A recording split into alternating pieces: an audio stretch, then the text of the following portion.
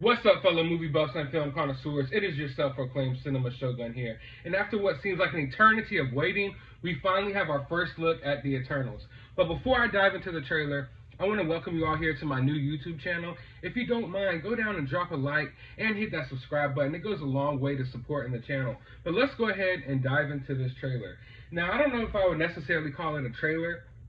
It's more of a teaser because it doesn't really give us an idea of what the story's going to be. Although we do hear Angelina Jolie's character Athena narrating over this teaser, talking about how the Eternals have never dabbled in humanity or bothered anybody. They never really worried about what was going on in humanity. They never interfered. But now, finally, they feel like they need to. Now, we get a good look at all the different characters, and they all look pretty cool. And the movie just looks beautiful. I mean, it reminds me of like the mascara almost, like this comic cover. It reminds me of like old school type of movie like that. Definitely different than anything we've gotten in the MCU this far. Like this movie just feels, if I didn't see that this was the Eternals and you played this trailer, I would have thought this was something outside of the MCU for sure. The only thing that I would say is pretty MCU-ish in this teaser is the costumes. They look pretty MCU-ish, but everything else feels like almost like an Egyptian gods type of movie. So I'm digging that vibe. I'm digging the fact that in Phase 4, it seems like Marvel is branching out even more. Like, Marvel has this little formula with their movies, and it seems like if you've seen one of them, you've seen a lot of them. You understand what I'm saying? But this just definitely steps outside the box. Now, I'm sure it will have your MCU tropes in here, but I'm hoping that they go some interesting directions with this. I'm hoping it doesn't have like a classic MCU ending because it just looks like they have a real opportunity here to capture something different and bring it into the MCU world. So I'm hoping that they capitalize on that. Now, I was worried about Angelina Jolie's character. She's a great actress, don't get me wrong. But a lot of times when these big actors and actresses get involved in these superhero projects, I kind of worry because sometimes they kind of take the attention away from the character.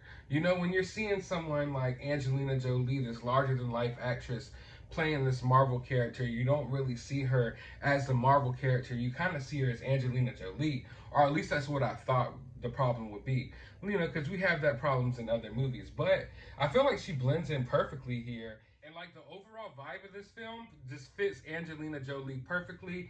And I think she's going to knock it out of the park. I definitely think she's going to command the screen whenever she is on it.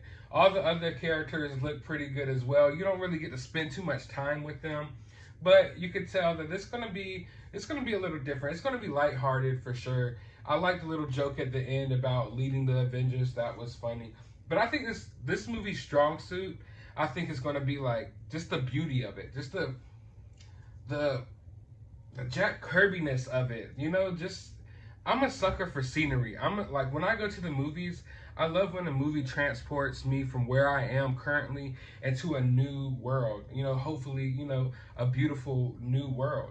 And that's what this movie is going to do. I mean, every single scene in this teaser is beautiful, like beautiful backgrounds.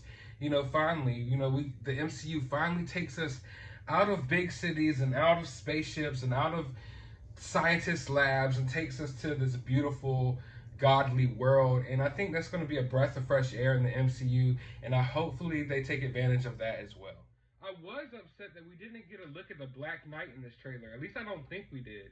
Maybe I'm wrong, but I'm hoping, I'm not sure, I haven't seen his costume yet in the movie, so I'm hoping that they do it justice. I mean, you've embraced the campiness of the Eternals already, I could tell from the trailer. So go ahead and put the Black Knight in his knight costume. I want to see him in some chainmail, a nice old helmet, a big old sword. I want to see that from this movie. I love the Black Knight's character. It's not like, oh, I'm a super huge fan of like his backstory and everything, but just how he looks, he's always been badass to me. So I'm hoping that they could capture that badassery on screen as well. So overall, I'm pleased with the teaser, but it doesn't really give us much to react to or much to really talk about or to theorize about. But I mean, it's a perfectly good teaser. I'm liking that movies are going back to doing this. They're going back to giving, you quick looks at movies without revealing the story. Because for a couple of years there, it seems like you were getting the whole entire movie in the trailers. Like I remember Batman v Superman. Like I saw that whole movie in the trailers, it seemed like. But perfectly good teaser. My favorite part of the teaser was the beginning of it, when it seems like the Eternal ship is pulling up on like these native people who are, you know, they don't have like a big civilization yet, and apparently it looks like the Eternals are going to build their kingdom right there. So that was my favorite little part of the teaser. But I want to know, what was your favorite part of the teaser? Drop it down in the comments below. While you're down there, like I said earlier, hit that thumbs up button and hit that subscribe button. Let me know how you feel about this teaser. And as always, I want you to find some time out of your day to go watch a movie.